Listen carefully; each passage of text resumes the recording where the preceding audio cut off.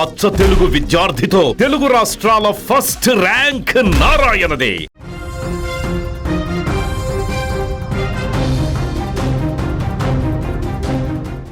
రెండేళ్ల చిన్నారి Gnaneshwari missing case ఇంకా వీడడం లేదు. ఇప్పటికీ 17 రోజులైపోయి 18వ రోజుకు చేరుకుంది. అయినా కూడా తుని దగ్గర మిస్ అయినటువంటి ఈ పాప ఆ తోటలో ఇప్పటికి ఎలాంటి ఆనవాళ్ళు దొరకనటువంటి పరిస్థితి కనిపించింది. మనం చూసాం మొదటి రోజు నుంచి ఎంతమంది పోలీసులు ఈ సెర్చ్ ఆపరేషన్లో పాల్గొన్నారు, స్థానికులు ఏ రకంగా వచ్చి ఆ తోటలో సెర్చ్ ఆపరేషన్ కొనసాగించారు, ఎన్ని రకాల సాంకేతిక ఎక్విప్మెంట్ని వాడారు, ఎన్ని రకాల ప్రయత్నాలు చేశారు, ఎన్ని వ్యవస్థలను ఇంక్లూడ్ చేశారో అన్నీ కూడా చూస్తాం. ఆ తోటలో కాకుండా చుట్టుపక్కల కొండలన్నీ కూడా గాలించినా కూడా ఎలాంటి ఉపయోగం లేకుండా పోయింది. సో కంప్లీట్గా ఇప్పుడు వందల మంది క్షుణ్ణంగా అనువనువు గాలించిన దొరకపోవడంతో ఇది కంప్లీట్గా కిడ్నాప్ కేసు అయి ఉండవచ్చు అనేటువంటి ఒక అనుమానాలు కూడా వ్యక్తమవుతున్నాయి. ఇప్పటికీ ఆ కోణంలో కూడా మొదటి రోజు నుంచి కూడా దర్యాప్తు చేస్తూనే ఉన్నారు. అక్కడ ఫోన్ కాల్స్ అన్నింటినీ కూడా ఆ టవర్స్ అన్నింటినీ కూడా తమ ఆధీనంలోకి తీసుకొని ఆ ఫోన్ కాల్స్ ద్వారా ఏమైనా క్లూ దొరుకుతుందా మిస్ అయిన రోజు నుంచి అని చెప్పేసి అవి కూడా పరిశీలించారు. సీసీ కెమెరాలన్నీ జల్లడబడుతున్నారు. అందుకే అక్కడ కొత్తగా కుక్క ఆ పాపతో వెళ్ళిపోయిన తర్వాత గంటన్నరకి ఊర్లో ఒక దగ్గర ప్రత్యక్షమైంది అన్నట్టుగా ఒక విజువల్ కూడా రావడం జరిగింది ఆ తర్వాత.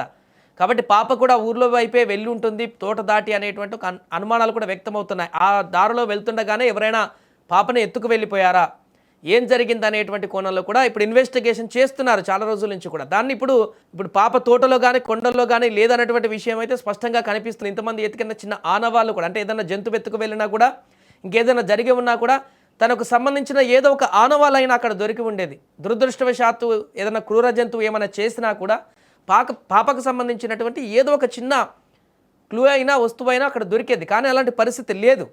డాగ్ స్క్వాడ్లో రంగంలోకి దిగినా అలాంటి పరిస్థితి కనిపించలేదు.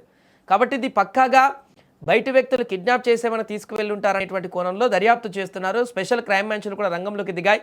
ఇన్వెస్టిగేషన్ ఎన్ని కోణాల్లో చేయాలో అన్ని కోణాల్లో చేస్తున్నారు.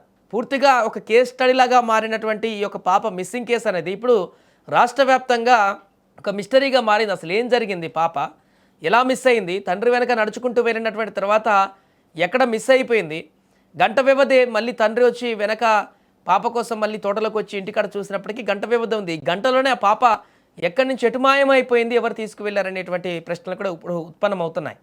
ఏదేమైనా 18వ రోజుకు చేరుకున్నా కూడా పాపకు సంబంధించినటువంటి ఎలాంటి ఆచూకీ కూడా లభించకపోవడంతో ఆ పాప తల్లిదండ్రులు తీవ్రమైనటువంటి ఆవేదన చెందుతున్నారు. ఏదో ఒక రోజు మొదటి రోజు నుంచి కూడా వాళ్ళు వెయిట్ చేస్తున్నారు. ఖచ్చితంగా పాప తిరిగి వస్తుంది, ఎవరు తీసుకువెళ్ళి ఉంటారు, అనుమానాలు వ్యక్తం చేశారు.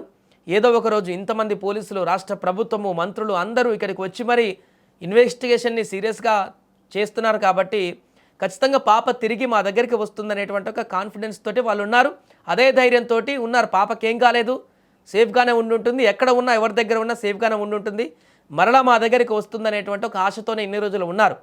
కానీ రోజులు గడుస్తున్నా కనీసం కేసులో చిన్న ఆనవాళ్ళు కూడా దొరకకపోవడం అయితే ఆ తల్లిదండ్రులకు తీవ్రమైనటువంటి మానసిక వేదన అయితే కలగజేస్తుందని చెప్పడంలో ఎలాంటి సందేహం అయితే లేదు.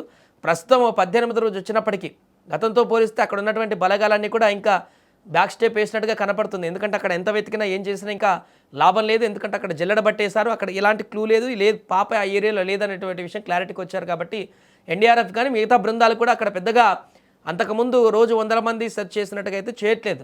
బట్ ఇంకో కోణంలో విచారణ వేగవంతంగా కొనసాగిస్తున్నారు. బయట నుంచి ఎవరైనా తీసుకువెళ్ళి ఉంటారా, వివిధ వేరే గ్రామాలలో ఉన్న సీసీ కెమెరాలను పరిశీలించి ఆ ప్రాంతం జూన్ 6వ తారీఖు ఆ ప్రాంతాలలో ఎవరైనా కొత్త వ్యక్తులు ఈ ప్రాంతాల్లో తిరిగారో వీటన్నిటి కోణాల్లో కూడా దర్యాప్తు చేస్తున్నారు. ఇంకా దీంట్లో ఇంకా స్పెషల్గా కూడా ఆలోచించి ఆ రకంగా ముందుకు వెళ్తున్నారు. అందుకే ఇప్పుడు సైంటిఫిక్ దర్యాప్తు అయితే కొనసాగుతున్నట్టుగా కనిపిస్తుంది.